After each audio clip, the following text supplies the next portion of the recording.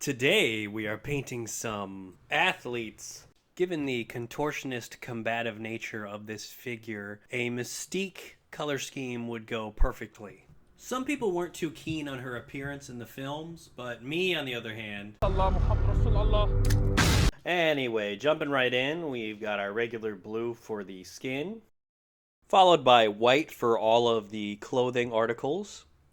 I had to do a lot of touch-up work for this, because every time I painted something white, it bled over, and then when I did the blue to fix it, it bled over into the white, and vice versa for 2 hours. For the hair, I did a little orange with some dark red mixed in.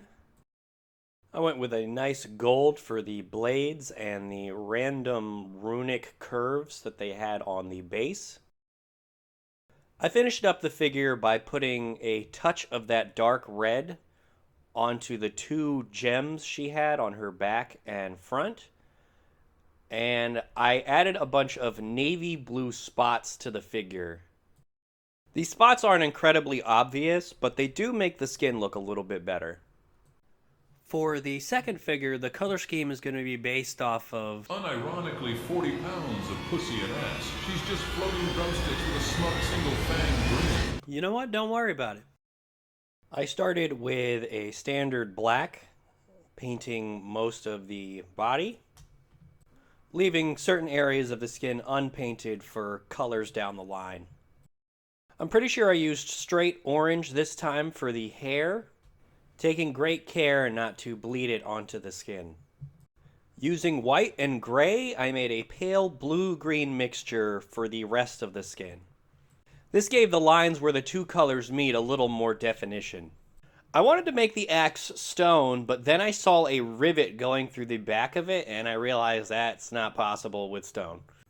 So I did my classic brushed metal color on the base with the silvery edge. I didn't want to waste my dark red that I had made. I had actually used a lot of paint to make that. So I started painting the ribbons on the axe with that color. I just wasn't feeling it, so I went back with a neon mixture of blue and green, using layers upon layers to cover up the color underneath.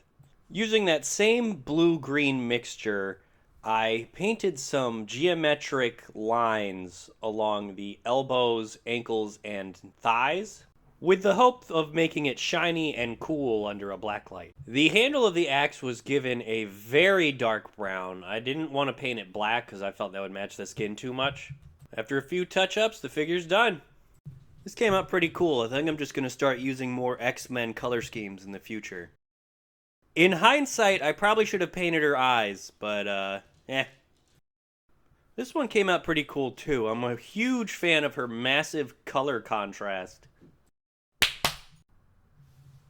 Those runes I painted on the legs and arms look pretty cool, but I will say they're a little overpowered by the ribbons.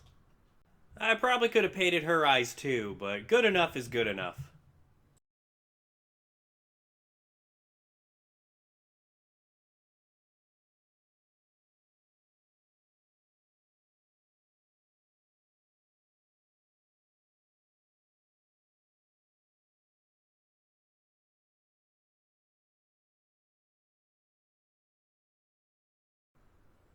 From the book of Sir Mix-a-Lot, 3:18, red beans and rice did not miss her.